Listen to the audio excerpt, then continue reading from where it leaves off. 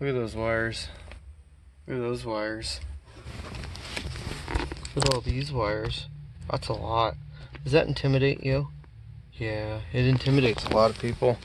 I love this shit. I absolutely love it. It's like, it gives me the biggest brain boner. And I'm going to let you in on the secret right now, especially with the Volkswagen swaps. So, you know, we're putting in third generation stuff. This car is an 88. It's got the facelift. They wanted it to kind of look like Mark II. So they got the gauges and stuff. That's my weed. Gauges in there. And then we're going to, as you know, the Mark III power plant with the ABA motor. Now, the great thing about Volkswagen is they never changed any of the colors for the wiring. So this is the harness that I made. This plugs into the Mark 1 switch, turn the lights on and off. This end goes down, it's actually hanging right here, and that's going to plug in the Mark 3 fuse block.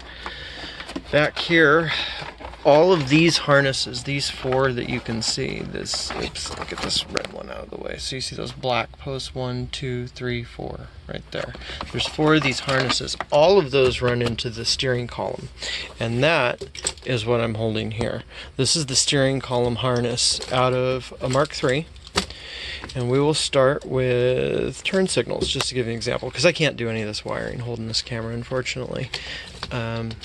But we'll start with the turn signals to give you an example. So here you go. This is Mark III turn signals. You can see we've got 3 different green wires. There's one with a yellow, there's one with a black, solid green, gray with a black, and brown. I mean, it's got a black stripe, but brown is always ground. So, right here, look at that. Those are all the same colors. There's the brown. Oops. Sorry. But there you go. Brown with black. It's all the same colors. Okay, and then back to the harness. Once again, this is for the ignition, and this one is for the ignition. And you can see, you know, black with yellow, black, red with black, all the same colors right there, you know. Makes it super, super easy. I don't even know what this is. I think it could be turn signals, or it could be the, yeah, I think actually this might be turn signals, and the green one is the wipers, because I think that the wiper motor wires are green too. But anyway, I think you can already see it right there. You know, that's this harness. And so literally all you have to do is cut the ends of these off. You know, I've got 4 harnesses here. I'm going to cut the ends of those off, and I'm going to match it to all these wires. And then basically these ends plug into the fuse block. Yeah, somebody put a aftermarket alarm, and so that was their starter interrupt. Anyway, basically plug those into the fuse block. Got a few extras here, and you know, I'm pretty sure this is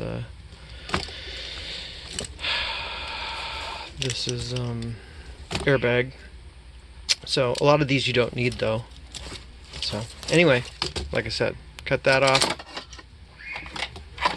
plug it in there, that drops through, and then we're pretty close, because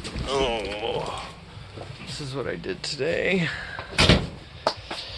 Might not look too much different to you, but this is the Mark III harness. It ran from the firewall back there, comes around, runs over, plugs into the motor, and then it runs along the firewall there. We're gonna have to make a little cut, and the ECU will live down under the rain tray right there. We're very close, very close. So get some wiring done, and I'll check back in with you. And there she is. Made a lot of progress, dropped in most of the wiring. Well, yeah, most of the wiring. I still got to do the headlights. The rear of the car is wired in, which includes the fuel pump. So I need to drill and tap for this bracket.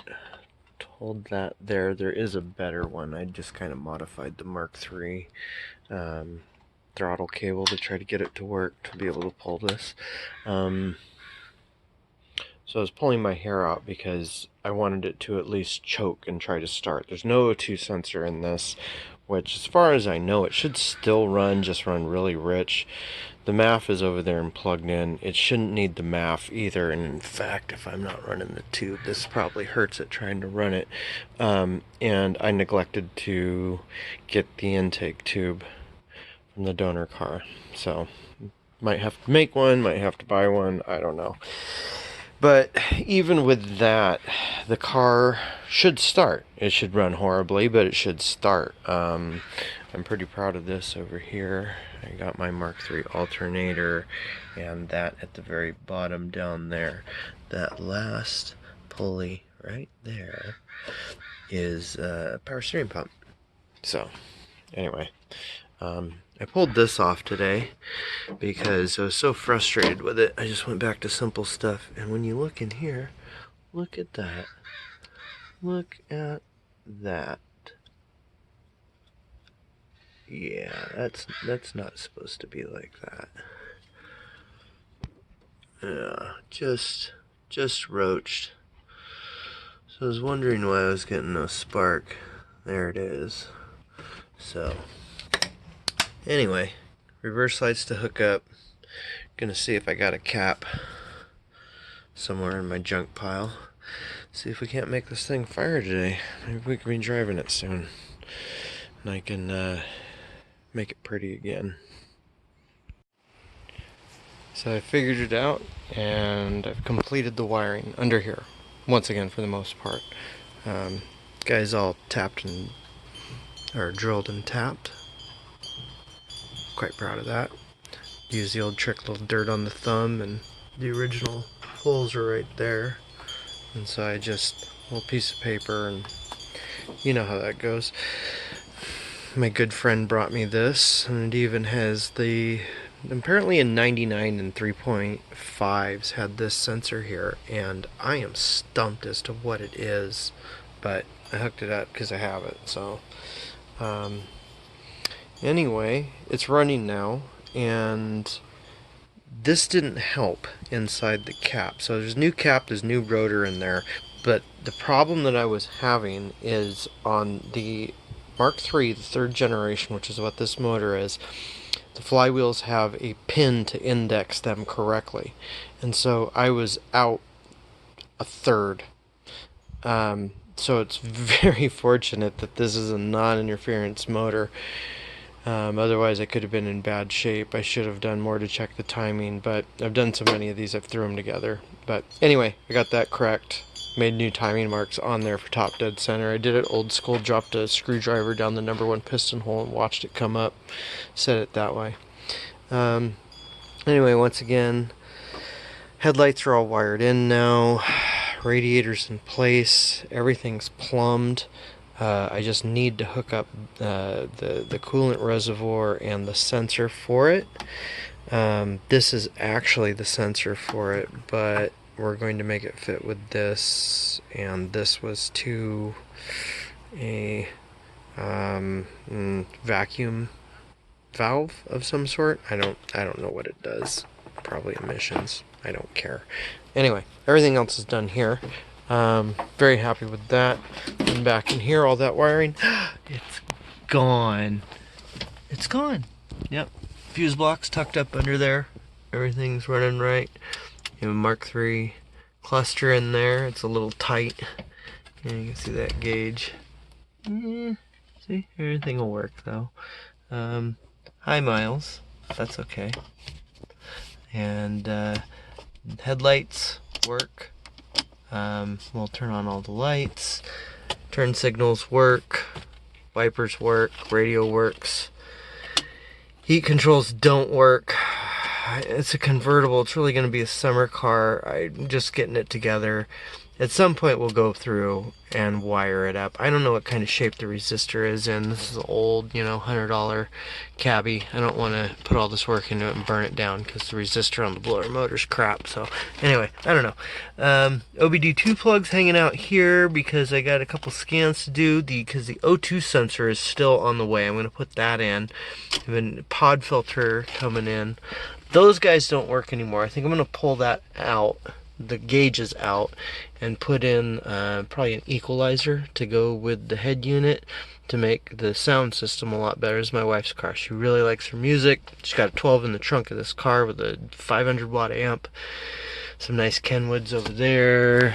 Kenwoods back there. Still an ugly seat. So anyway, yeah, that's it. We got it figured out. I know it's not running, but like I said, I gotta do the rest of this coolant system. But that will be the next video when I start putting it back together, because I also know I might have to cut this off with the death wheel just to make the hood fit a little nicer. And no matter what, it's gonna have to have a rake in it and not sit correctly. It'll kind of come up like that. So anyway, I try to make it look factory. Let me know what y'all think. Thanks for watching.